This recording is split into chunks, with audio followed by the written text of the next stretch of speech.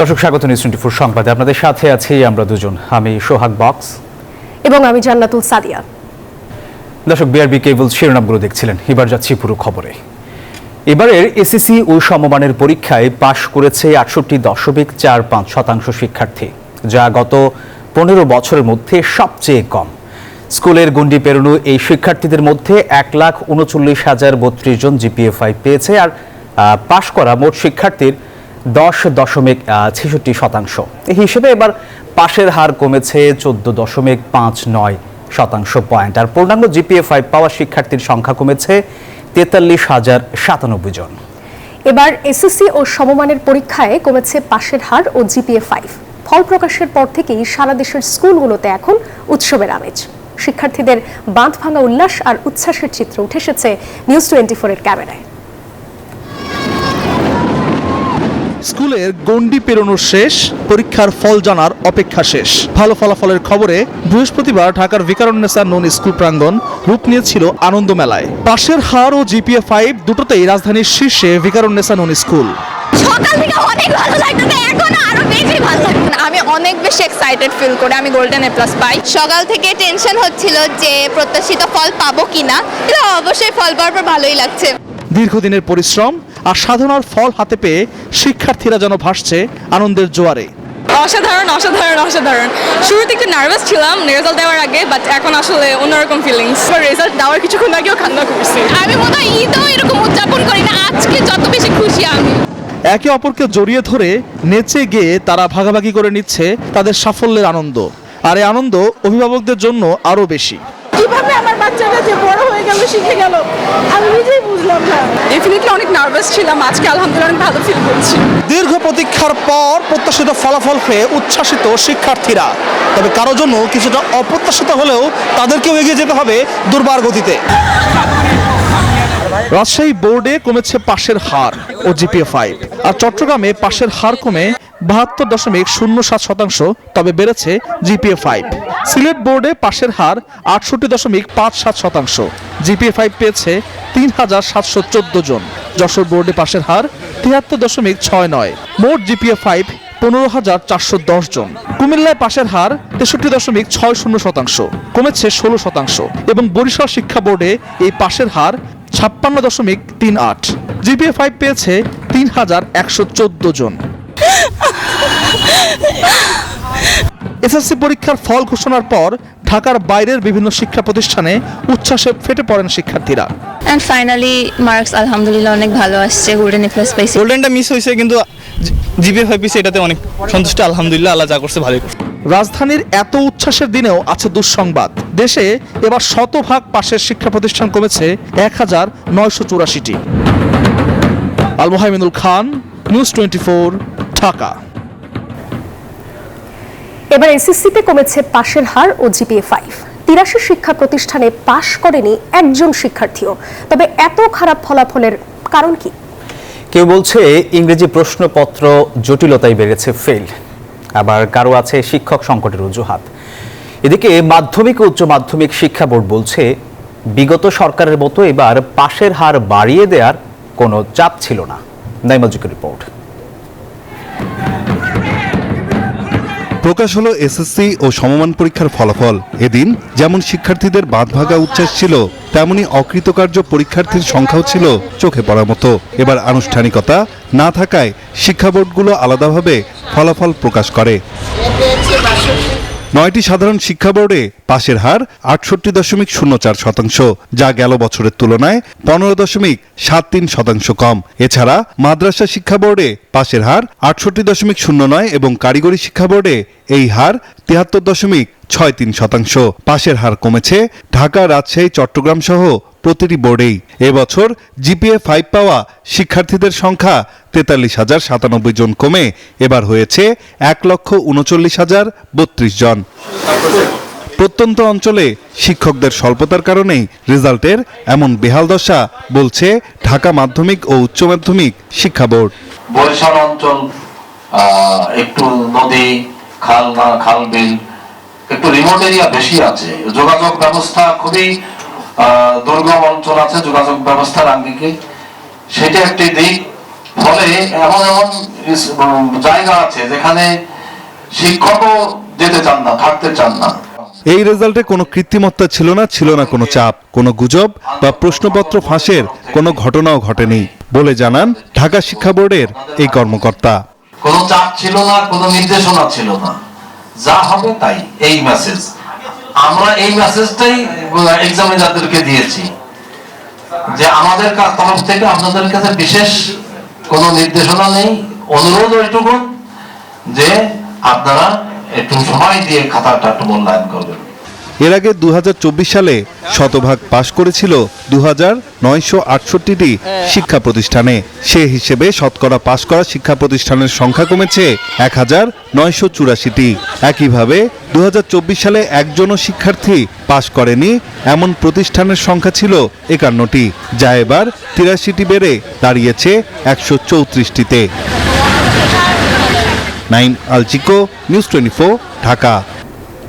ডিসেম্বরের মধ্যে নির্বাচনের সব প্রস্তুতি শেষ করতে নির্দেশনা দেয়ায় প্রধান উপদেষ্টাকে ধন্যবাদ জানিয়েছেন বিএনপি মহাসচিব।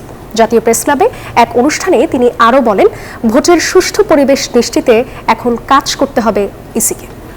এদিকে একই অনুষ্ঠানে জামায়াতের সেক্রেটারি জেনারেল বলেন, নির্বাচনকে বানচাল করতে ষড়যন্ত্র করে যাচ্ছে পতিত স্বৈরাচারের দোসররা।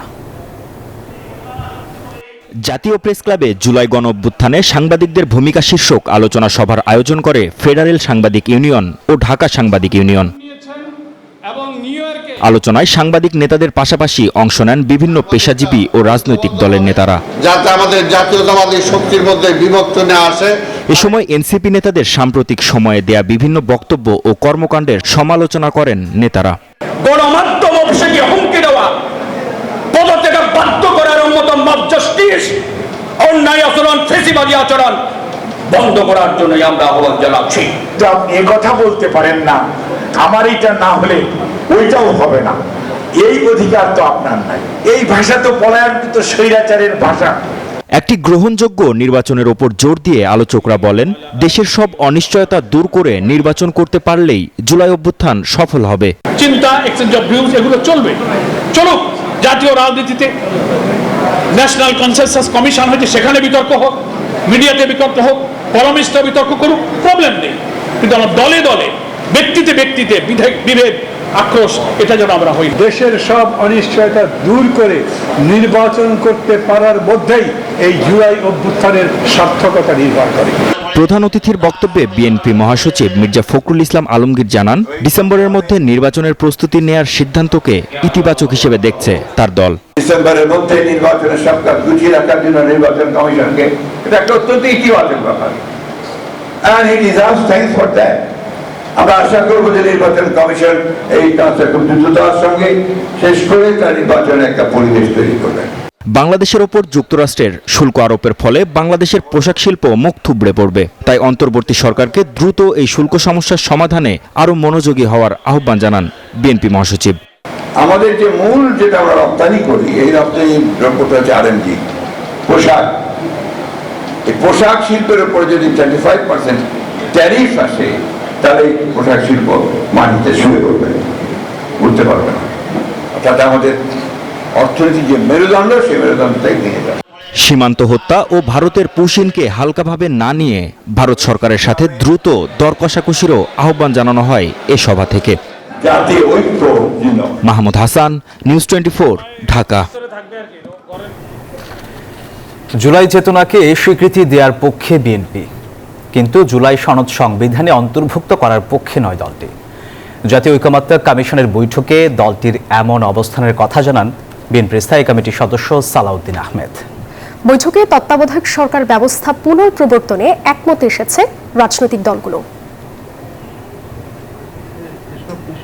প্রধান বিচারপতি নিয়োগ, তত্ত্বাবধায়ক সরকার এবং জরুরি অবস্থা জারি। দ্বিতীয় দফায় 11 দিনে এই 3 আলোচ্য সূচিতে বৈঠক হয় জাতীয় ঐকমত্য কমিশনের সঙ্গে রাজনৈতিক দলগুলোর। সকলের আন্তরিক প্রচেষ্টা।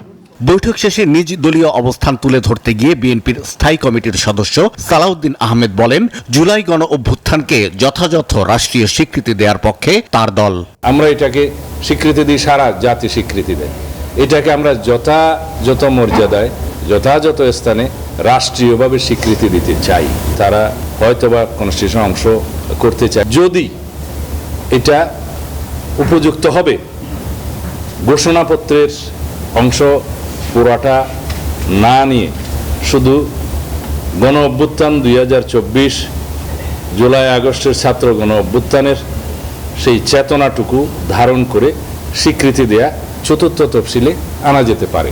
বৈঠকে তত্ত্বাবধায়ক সরকার ব্যবস্থা প্রবর্তনে রাজনৈতিক দলগুলোর মতামত সম্পর্কে অবগত হয় কমিশন। জানায় বিস্তারিত প্রস্তাবনা আগামী সপ্তাহে দলগুলোর সামনে উপস্থাপন করা হবে। কাঠামোগত বিষয়টা বা রূপরেখা কি হবে এই বিষয়ে ওনারা আরেকটা মডিফাই করে প্রস্তাব আগামী মিটিংয়ে দেবেন, তখন আমরা সেখানে আমাদের মতামত দেব।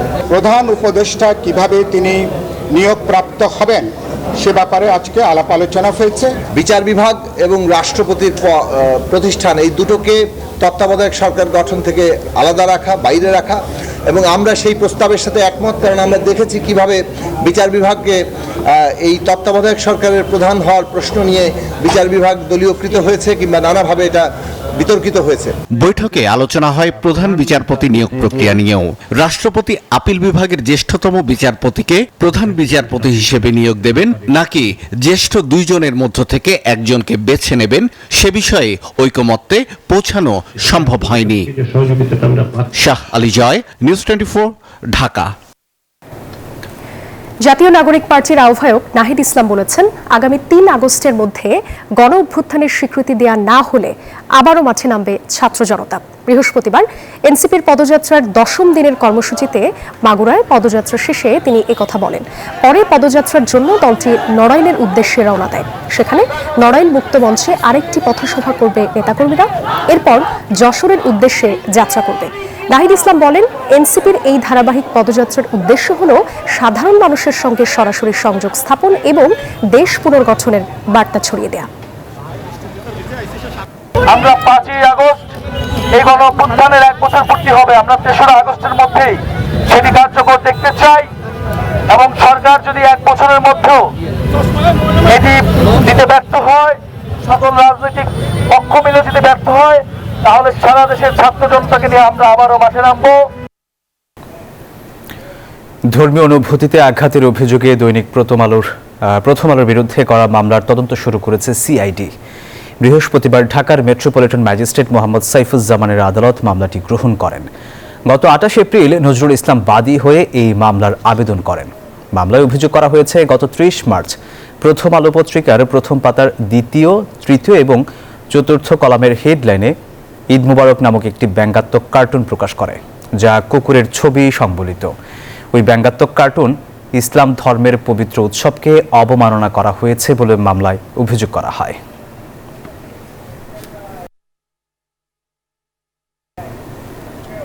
নিউজ 24 সংবাদে নিচ্ছে একটা বিরতি। ফিরছে আরো খবর নিয়ে, সাথেই থাকুন। দর্শক, আবার স্বাগত নিউজ 24 সংবাদে। আপনারা দেখছেন নিউজ 24। বাংলাদেশে জাতিসংঘের মানবাধিকার বিষয়ক হাই কমিশনারের কার্যালয়ে মিশন স্থাপন সংক্রান্ত সমঝোতা স্মারকের খসড়ার চূড়ান্ত অনুমোদন দিয়েছে উপদেষ্টা পরিষদ। বৃহস্পতিবার তেজগাঁয়ে প্রধান উপদেষ্টার কার্যালয়ে অন্তর্বর্তী সরকারের উপদেষ্টা পরিষদের 33তম বৈঠকে এই অনুমোদন দেওয়া হয়। সভায় সংশ্লিষ্ট উপদেষ্টারা বন্যা ও পরবর্তী গৃহীত ব্যবস্থা নিয়ে বক্তব্য দেন। পানি সম্পদ মন্ত্রণালয় থেকে মুসাপুর রেগুলেটর ও বামনী ক্লোজারের নকশা চূড়ান্তকরণ, ফেনীতে স্থায়ী বাঁধ নির্মাণ প্রকল্প চূড়ান্তকরণ এবং নোয়াখালীর খাল ও ড্রেনেজ অবমুক্ত করার প্রয়োজনীয়তা বিষয়ে উপদেষ্টা মণ্ডলীকে অবহিত করা হয়। দুর্যোগ মোকাবিলায় বিশ্ব ব্যাংকের অর্থায়নে এই 2 জেলার ক্ষতিগ্রস্ত বাঁধ মেরামত, তীর প্রতিরক্ষা ও পানি নিয়ন্ত্রণ অবকাঠামো মেরামতের কাজ চলমান রয়েছে বলেও উপদেষ্টা মণ্ডলীকে অবহিত করা হয়েছে।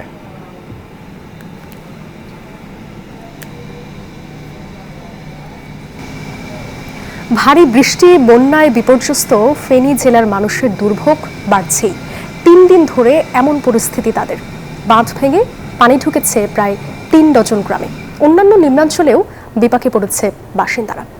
আর এদিকে দুর্গত অনেক এলাকা বিদ্যুৎ বিচ্ছিন্ন, মোবাইল নেটওয়ার্কও কাজ করছে না। সড়ক তলিয়ে যাওয়ায় ব্যাহত যোগাযোগ ব্যবস্থা। নোয়াখালী ও কুমিল্লাতেও দুর্ভোগে পড়েছে মানুষ। টানা বর্ষণ ও উজান থেকে আসা ঢলে বন্যায় কবলিত নোয়াখালী, কুমিল্লা ও ফেনী জেলার বাসিন্দারা। বেশিরভাগ অঞ্চলে তলিয়ে গেছে সড়ক, বিচ্ছিন্ন বিদ্যুৎ সংযোগ। ফেনীর মহুয়া, সিলুনিয়া ও কহুয়া নদীর বন্যা রক্ষা বাঁধ ভেঙে ফুলগাজী ও পরশুরাম এলাকায় বন্যা দেখা দিয়েছে। প্লাবিত কয়েক ডজন গ্রামসহ নিম্নাঞ্চল, তলিয়ে গেছে রাস্তাঘাট, কিছু এলাকায় বিচ্ছিন্ন বিদ্যুৎ ও গ্যাস সংযোগ। বিভিন্নভাবে বিভিন্ন গ্রাম থেকে আমাদের এলাকায় বন্যার পানি এসে প্লাবিত হচ্ছে। এখন আমরা আমাদের ব্রিজ ভাঙিয়ে দিতেছি, আমরা এখানে ব্রিজের ফানাগুলো সাফ করতেছি। এগুলা আমাদের বাড়ির ভিতরে এমন পরিস্থিতি, আমরা লাস্ট পর্যন্ত ঘরে থাকতে না পারা এখানে চলে আসছি। বন্যা আবার 24-এর ন্যায় পুনরাবৃত্তি হতে যাচ্ছে। আমরা এটার টেকসই সমাধান চাই, বেড়িবাঁধ চাই, সরকার যাতে এটার একটা সুষ্ঠু সমাধান দেয়।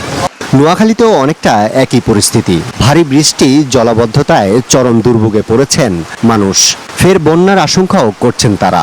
বন্যা মানে হচ্ছে সেখানে হচ্ছে জলাবদ্ধতার কারণেই আসলে বন্যাটা তৈরি হয়। পানি নিষ্কাশনের জায়গা নাই, ড্রেনেজ ব্যবস্থাপনার মধ্যে কার্যকর কোনো পদক্ষেপ নাই। আমাদের দেশের যত লোকজন আছে ওরা সবাই অসচেতন। ওরা যদি সচেতন হতো তাহলে আমাদের রোডে এতগুলো পানি থাকতো না। সবাই যেন আন্তরিকতার সহিত আমাদের জলবদ্ধতা এবং ড্রেনগুলা সংস্কার করে পানি নিষ্কাশনের ব্যবস্থা করে। পানিটা যাবে কিভাবে? পানি তো আকাশে উড়ে যাবে না। তো পানিগুলো যাওয়ার জন্য প্রতি বছর পৌরসভার মাধ্যমে এটাকে সংস্কার করা প্রয়োজন। কুমিল্লাতেও বন্যা পরিস্থিতি। কর্তৃপক্ষ বলছে এই যাত্রায় জেলাটিতে বড় শঙ্কা নেই, তবে ভোগান্তিতে আছে মানুষ। আবহাওয়া অফিস বলছে গত সোমবার রাত 12টা থেকে মঙ্গলবার রাত 12টা পর্যন্ত 24 ঘন্টায় সবচেয়ে বেশি বৃষ্টিপাত হয়েছে ফেনীতে 441 মিলিমিটার, যা চলতি বর্ষা মৌসুমের সর্বোচ্চ।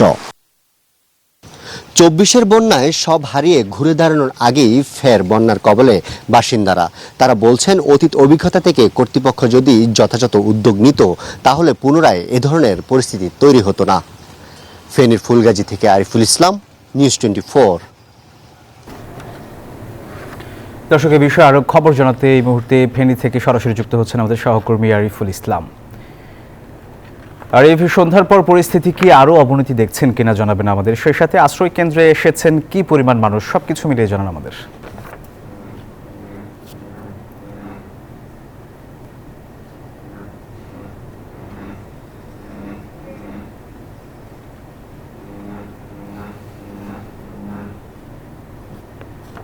এই মুহূর্তে আমি ফেনী ফুলগাজীতে রয়েছে, আর এখানে আর একটু সামনেই হচ্ছে পরশুরাম, এরপরে হচ্ছে বিলুনিয়া। এই যে ফুলগাজী, পরশুরাম আর বিলুনিয়া, এই তিনটি জায়গার মূল সড়ক হচ্ছে এই সড়কটি। আর আমি এখন কিন্তু পুরো পানির মধ্যে দাঁড়িয়ে রয়েছি। আর আপনার ওই যেই সড়কের যেই লাইটগুলো, বাতিগুলো দেখছেন, সেগুলো কিন্তু পানি মারিয়ে হচ্ছে যানবাহনগুলো আসা লাগতেছে। আর এরপর এই 2 কিলোমিটার পর হচ্ছে যাওয়ার রাস্তা কিন্তু একেবারেই বন্ধ। তার মানে হচ্ছে এই যে মূল যে প্রধান সড়কটি, এই সড়কটি এখন পানিতে প্লাবিত। আপনি দেখতে পাচ্ছেন যে যানবাহনগুলো আসছে সেগুলো হচ্ছে মূলত পানির উপর দিয়ে অনেক সতর্কতার সহিত কিন্তু আসা প্রয়োজন হচ্ছে। আর আরেকটি বিষয় বলে রাখি, সেটি হচ্ছে ফেনীর যেই এই মহুয়া, সিলুনিয়া এবং হচ্ছে কহুয়া যে তিনটি নদী রয়েছে, সেই তিনটি নদীর হচ্ছে 21টি বাঁধ হচ্ছে নদীরক্ষা যে বাঁধ, সেটি হচ্ছে ভেঙে হচ্ছে পানি এই ফেনী অঞ্চলে হচ্ছে প্রবেশ করছে। সেই সাথে এই ফেনীর পানি নোয়াখালী এবং কুমিল্লা অঞ্চলও ছড়িয়ে যাচ্ছে। আর এখন পর্যন্ত পানির যেই স্রোত, সেই স্রোত হচ্ছে বিপুল আকার কিন্তু ধারণ করছে। এমনকি আমরা সকাল থেকে দেখছি যে সোমবারের পর থেকে যে মুষলধারে যে বৃষ্টি হয়েছে, সেই বৃষ্টির পর থেকে এখন পর্যন্ত কিন্তু পানির যেই মাত্রা বা বন্যার যে অবনতি, সেই অবনতি কিন্তু দেখতে পাচ্ছি। মানে হচ্ছে বন্যার পানি কিন্তু বাড়ছে। আমরা যেই সড়কটি দিয়ে কিন্তু দুপুরের দিকেও এই সড়কটি দিয়ে হচ্ছে আমরা পরশুরামের দিকে গিয়েছি, কিন্তু সেই সড়কটি এখন কিন্তু পানিতে নিমজ্জিত হয়েছে। আর আশেপাশে যে বাড়ি ঘর বা বসত বাড়িগুলো রয়েছে, সেগুলো কিন্তু পানিতে আস্তে আস্তে ধীরে ধীরে হয়তো যদি আরও অবনতি হয়, সেক্ষেত্রে বসত বাড়িগুলো কিন্তু পানিতে ডুবে যাবে। আর সেই সাথে এখানে যারা বসত বাড়িতে যারা রয়েছেন, তারা প্রশাসনের সহায়তা এবং এমনকি বিভিন্ন প্রশাসন এবং হচ্ছে বিভিন্ন যেই সংস্থাগুলো রয়েছে, স্বেচ্ছাসেবী যে সংস্থাগুলো রয়েছে, তাদের সহায়তা আশ্রয় কেন্দ্রে যাওয়ারও চেষ্টা করছেন। আমরা দেখেছি কয়েকটি আশ্রয় কেন্দ্র কিন্তু পানির উৎস আমরা দেখেছি। এখন হচ্ছে যে ফেনীর যেই বসত বাড়িগুলো রয়েছে, যারা এখানে বসবাস করছেন, তাদের মধ্যে কিছু খাবারের স্বল্পতা রয়েছে, শুকনো খাবারের স্বল্পতা রয়েছে। সব কিছু মিলে বন্যা কবলিত অঞ্চলের যে ধরনের পরিস্থিতি তৈরি হয় বা অতীতে আমরা দেখেছি যে ধরনের পরিস্থিতি তৈরি হয়েছে, সেই পরিস্থিতিতে কিছুটা কিন্তু এখানে আভাস পাওয়া যাচ্ছে। এই ছিল ফেনী থেকে আমার কাছে সবশেষ। সোহাগ। আরিফ, আপনাকে ধন্যবাদ। নিউজ 24 সংবাদে নিচ্ছি আরও একটা বিরতি। সাথেই থাকুন, আবারও স্বাগত। আপনারা দেখছেন নিউজ 24। প্রবাসীরা আগামী সংসদ নির্বাচনের ভোটে অংশ নিতে পারবে পোস্টাল ব্যালটের মাধ্যমে। পোস্টাল ব্যালটে ভোটারের জন্য প্রবাসীরা অনলাইনে আবেদন করতে পারবে।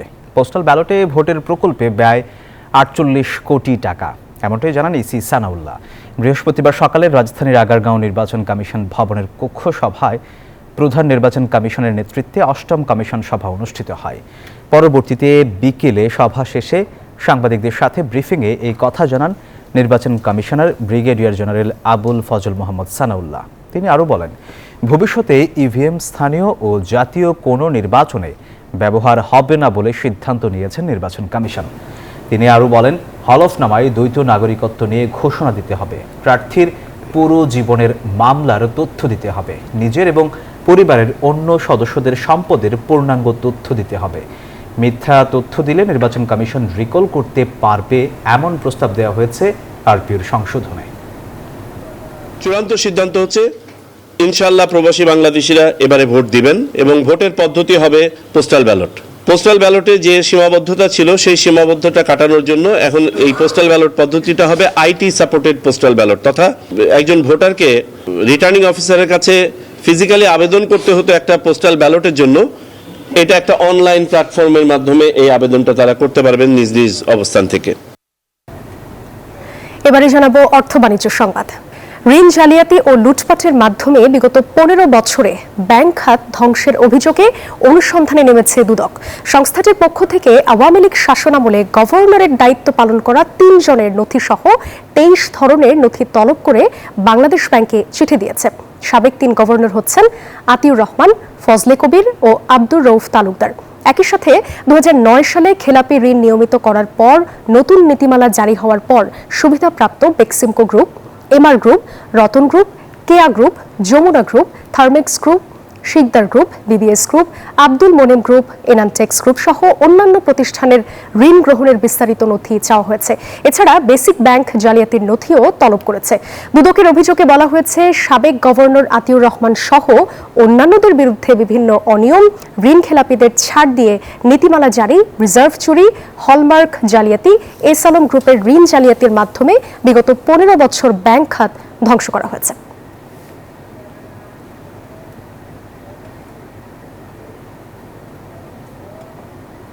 এই ছিল নিউজ 24 সংবাদে। দর্শক, দেশে করোনা ভাইরাস ও বিভিন্ন সংক্রমণের হার বেড়েছে, আর তাই সংক্রমণ থেকে সুরক্ষিত থাকতে ব্যবহার করুন সেফনিল ফেস মাস্ক।